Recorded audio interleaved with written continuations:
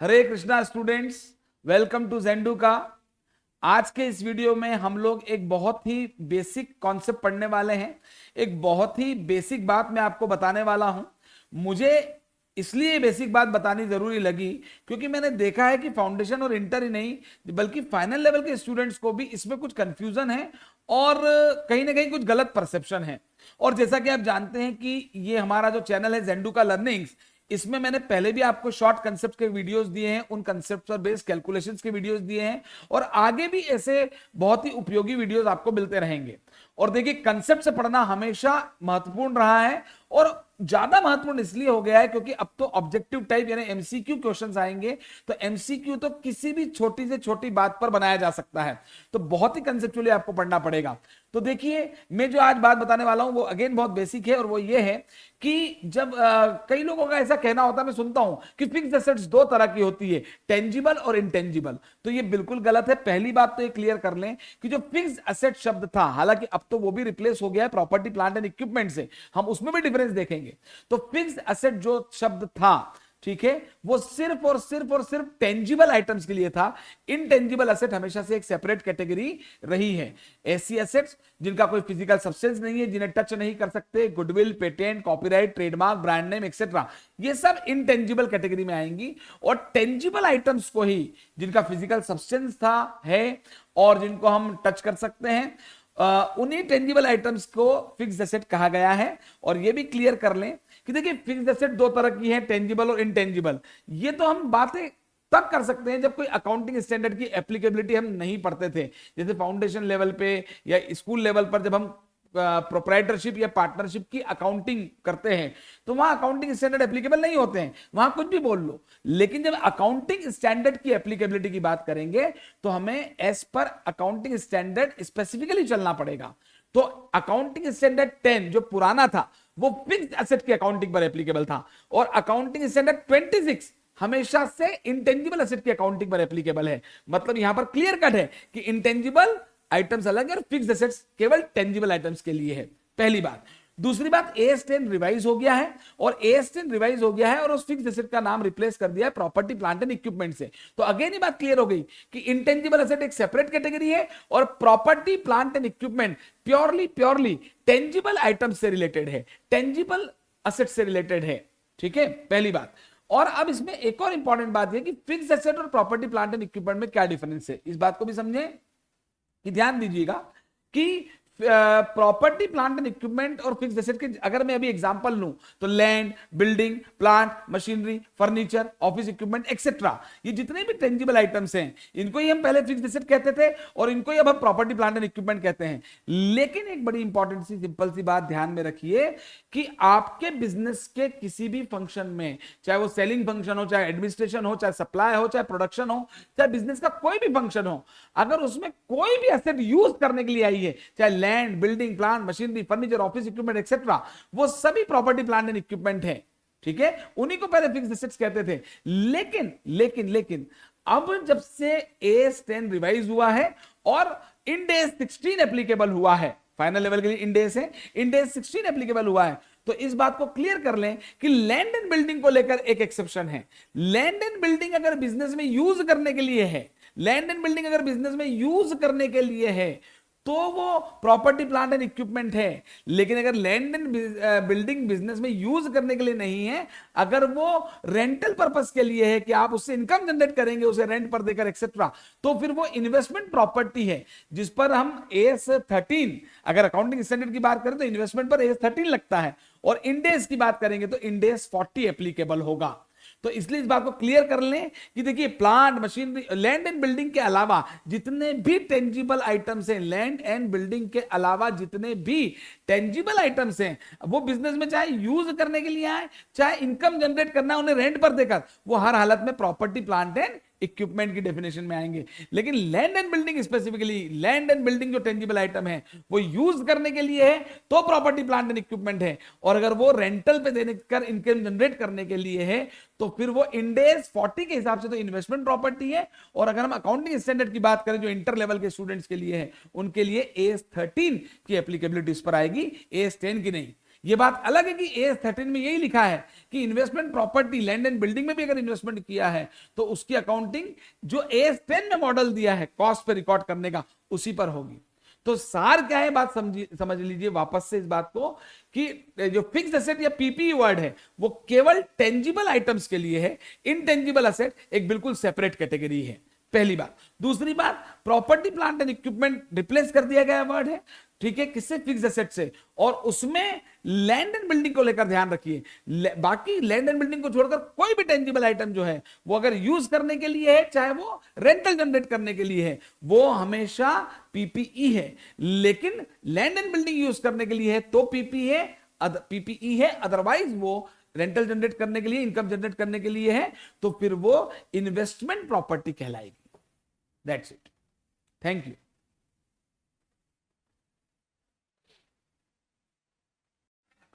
Hare Krishna students, welcome to Zenduka. आज के इस वीडियो में हम लोग एक बहुत ही बेसिक टॉपिक, बेसिक कॉन्सेप्ट पर डिस्कशन करने वाले हैं। हमारी शॉर्ट कंसेप्ट की सीरीज में ये बहुत ही इंपॉर्टेंट वीडियो है और ये बेस्ड है इन्वेंट्री वैल्यूएशन पर, जिस पर एप्लीकेबल है AS2 या इंड AS 2, ठीक है। तो इन्वेंट्री वैल्यूएशन कब होता है? तो सभी लोग जानते हैं कि भाई हर साल के एंड पे जब फाइनेंशियल स्टेटमेंट प्रिपेयर होते हैं तो हर साल एंड पर इन्वेंट्री का वैल्यूएशन किया जाता है। तो इन्वेंट्री वैल्यूएशन कैसे किया जाता है? तो एक ही लाइन सभी के दिमाग में गूंजती है और वो है, inventory is valued at cost और net realisable value whichever is lower, cost और net realisable value whichever is lower. लेकिन ये बात ध्यान से सुनिए कि बेसिकली इन्वेंट्री तीन तरह का होता है, finish goods, work in progress और रॉ मटेरियल। तो ये जो लाइन हमने बोली, जो हमारे दिमाग में बसी हुई है, कॉस्ट और net realisable value whichever is lower, ये वैल्यूएशन का टेक्निक जो है ये रॉ मटेरियल पर एप्लीकेबल बिल्कुल भी नहीं है। रॉ मटेरियल का वैल्यूएशन कॉस्ट और NRV whichever is lower पर नहीं होता है। केवल वर्क इन प्रोग्रेस और फिनिश गुड्स का वैल्यूएशन ही कॉस्ट और net realisable value whichever is lower पे होता है। और इसमें भी मैं बता दूं कि फिनिश गुड्स की एनआरवी और डब्ल्यूआईपी की एनआरवी दोनों निकालने का तरीका अलग अलग है। फिनिश गुड्स की एनआरवी अलग ढंग से निकाली जाती है और डब्ल्यूआईपी वर्क इन प्रोग्रेस की एनआरवी अलग ढंग से निकाली जाती है।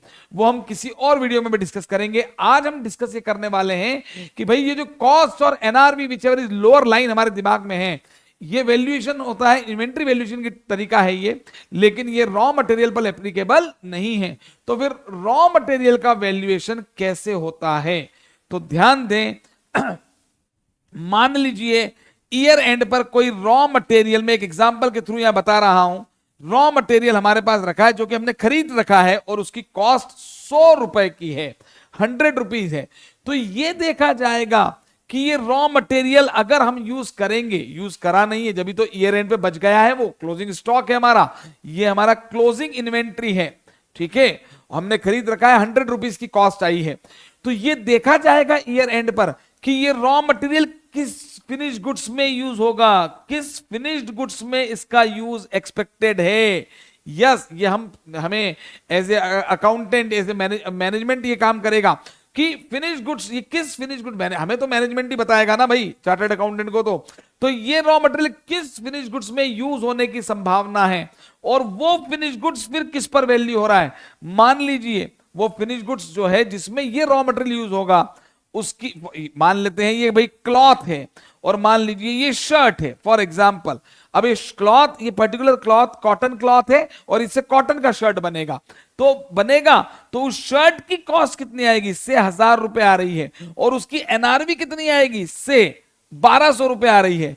तो फिनिश गुड्स का वैल्यूएशन किस पे होगा? कॉस्ट और एनआरवी विचएवर इज लोअर के हिसाब से उसका वैल्यूएशन होगा उस फिनिश गुड्स का। अभी तक रॉ मटेरियल के वैल्यूएशन की बात नहीं की है ना, ये 1000 रुपीज पर होगा क्योंकि फिनिश गुड्स के लिए कॉस्ट और net realisable value whichever is lower लगता है।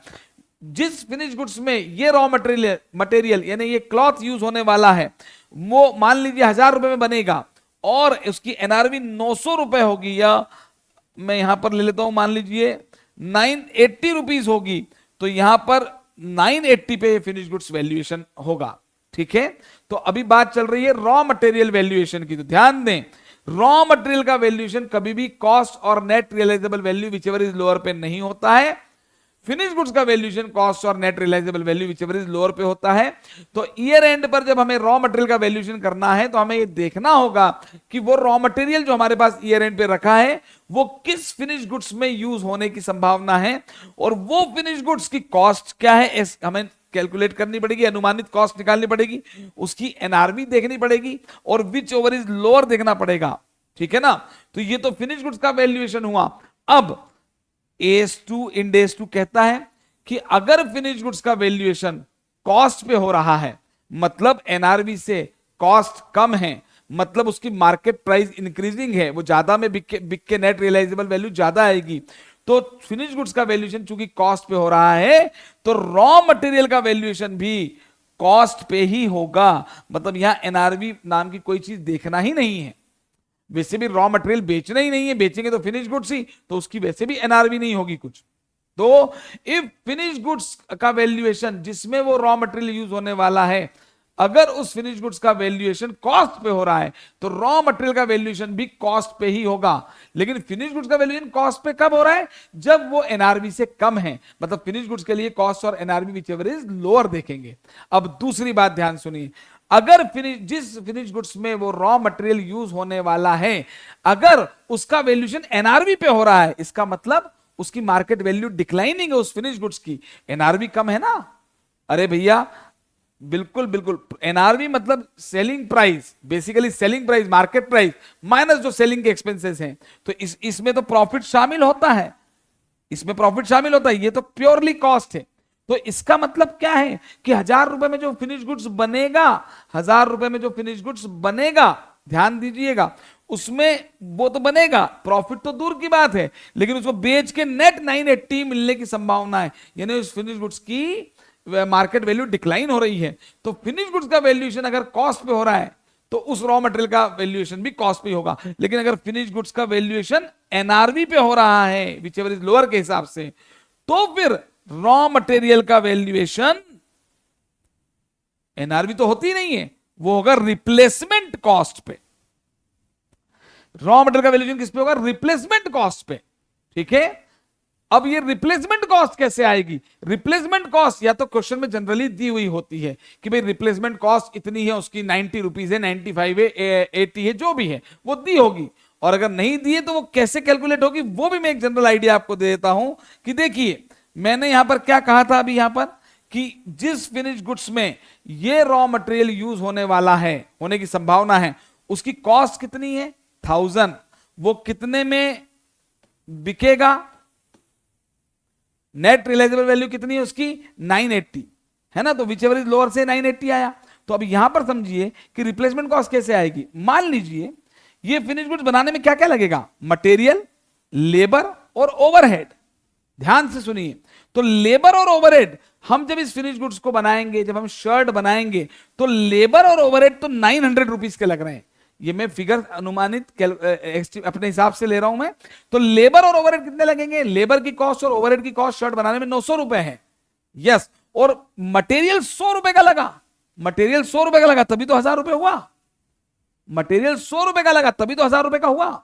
मैंने क्या लिया था? फिनिश गुड्स की कॉस्ट यानी शर्ट की कॉस्ट 1000 रुपए। तो कैसे हुआ भाई? मटेरियल उसमें 100 रुपए का लगा तो लेबर और ओवरहेड 900 रुपए के लगे। लेकिन विचएवर इज लोअर से आ रहा है 980, तो प्रॉफिट तो रियलाइज होगा ही नहीं क्योंकि मार्केट प्राइस डिक्लाइनिंग है। तो इसका मतलब उसको बेच के 980 मिल रहा है।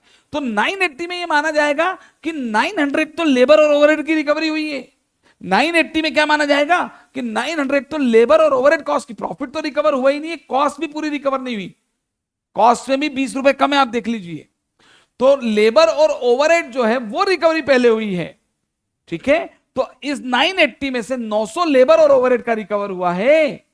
तो फिर मटेरियल का जो कि 100 रुपए का था उसकी रिकवरी कितनी हो रही है? 80। तो रिप्लेसमेंट कॉस्ट 80 रुपीज है, उसकी रिप्लेसमेंट कॉस्ट 80 रुपीज है।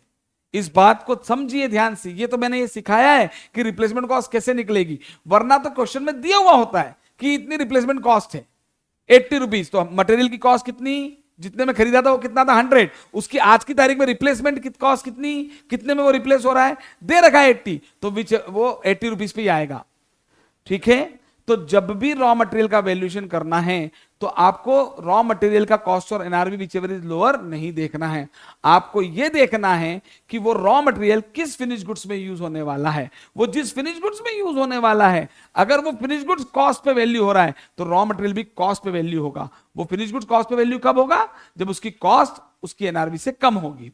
और अगर फिनिश गुड्स एनआरवी पे वैल्यू हो रहा है, मतलब फिनिश गुड्स की मार्केट वैल्यू डिक्लाइन हो रही है, तो फिर रॉ मटेरियल रिप्लेसमेंट कॉस्ट पे वैल्यू होगा। ठीक है, रिप्लेसमेंट कॉस्ट दियो तो वही वैल्यू आ जाएगी। से 80 रुपीज दिया होता तो 100 पे वैल्यू नहीं होता, बैलेंस शीट में इन्वेंट्री जो हमारा रॉ मटेरियल का था वो 80 रुपीज पे आता। और मैंने ये भी बता दिया कि 80 रुपीज अगर निकालने को आ जाए तो कैसे निकलेगा। तो जो फिनिश गुड जिसमें रॉ मटेरियल यूज होने वाला उसकी कॉस्ट मैंने क्या ली थी? 1000 शर्ट की कॉस्ट। तो 1000 शर्ट की कॉस्ट ली थी तो उसमें 100 रुपए का मटेरियल लगेगा ना, तो 900 रुपए की लेबर और ओवरहेड लगेगी। अब रिकवरी कितनी हुई? 980। तो ये माना जाएगा कि भैया लेबर और ओवरहेड, भाई मटेरियल तो लाके रखा हुआ ही था, ऑब्वियसली प्रोडक्शन कर रहे हैं तो पहले लेबर और ओवरहेड की कॉस्ट वसूल करनी है। अल्टीमेटली कस्टमर से वसूल क्या करते हैं? Cost plus profit. तो एनआरवी कम है तो प्रॉफिट तो वसूल हुआ ही नहीं, कॉस्ट से भी कम वसूल होगा। कॉस्ट में क्या है? Material labour overhead. 980 में क्या वसूल होगा? मटेरियल लेबर और ओवरहेड। लेबर और ओवरहेड कितना है? 900। तो फिर बचा हुआ मटेरियल जो आपका जा रहा है उसके बदले में क्या रिकवर हुआ? रिप्लेस करके उसको हटा के रिप्लेस करके क्या मिल रहा है आपको? 80। तो यही रिप्लेसमेंट कॉस्ट है। ठीक है, तो रॉ मटेरियल का वैल्यूएशन कैसे होगा? दिमाग में फिट कर लें।